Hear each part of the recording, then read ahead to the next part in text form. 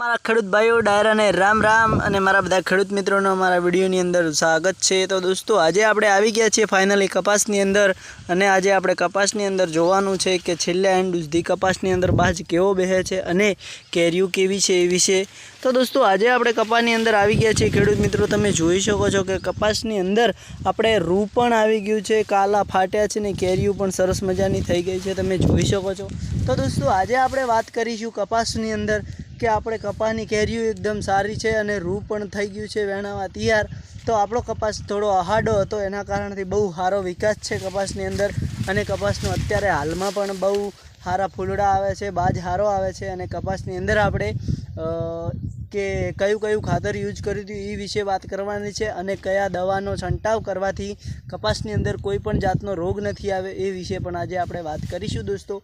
તો દોસ્તો પહેલાં તો આપણે સૌ પ્રથમ બધાથી પહેલી વાર જ્યારે આપણે કપાસનું બીજ રોપ્યો ત્યારે આપણે પાણી આપ્યું હતું 2 વાર ને પછી નાના 2 થી 3 પોદળીએ જ્યારે કપાસ થયો હતો ત્યારે દોસ્તો આપણે કપાસની અંદર યુરિયા ખાતર આપ્યું હતું ને પછી મોટો થયો એટલે દોસ્તો આપણે મોટો કપાસ થયા પછી આપણે આપણા કપાસની અંદર ડીએપી ખાતર એટલે કે 2 વીઘા ખેતર છે એમાં 1.5 થેલી ડીએપી આપી હતું। એટલે કે ડીએપી આપવાથી કપાસના મૂળ એકદમ સારા રહે છે અને સુશીલ અને કપાસના મૂળ જમીનની અંદર ખુલ્લા રહે છે એટલે કપાસ બારે વિકાસ કરે છે દોસ્તો।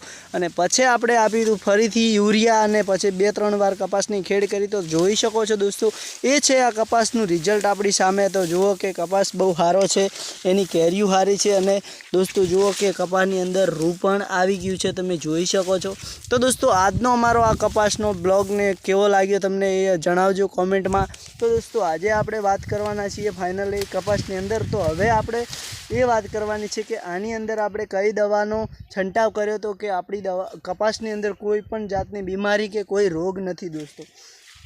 તો દોસ્તો આપણે હવે કપાસની અંદર પહેલાં તો રિઝલ્ટ નાખી દવા એટલે કે મચ્છી મેલો યૂળો એવું મરી જાય છે એનાથી, અને બીજું કે કપાસની હાઈટ પણ વધે છે એના માટે કીટનાશક દવા આવે છે દોસ્તો, એ દવા પણ આપણે એનો પણ છંટાવ કર્યો તો એને એ કીટનાશક દવાનો છંટાવ કરવાથી દોસ્તો આપણને એ ફાયદો થાય છે કે કોઈ પણ એવું જનાવર એટલે કે મેલો છે, મચ્છી છે, યૂળો છે, તીડ છે એવું નથી પડતું। અને કીટનાશક દવા એવી છે દોસ્તો કે આના છંટાવ કરવાથી કપાસને પણ વિકાસ કરે છે અને બીજું એ છે કે જે ફાયદામંદ વસ્તુ હોય છે એને ખરાબ કરતું નથી।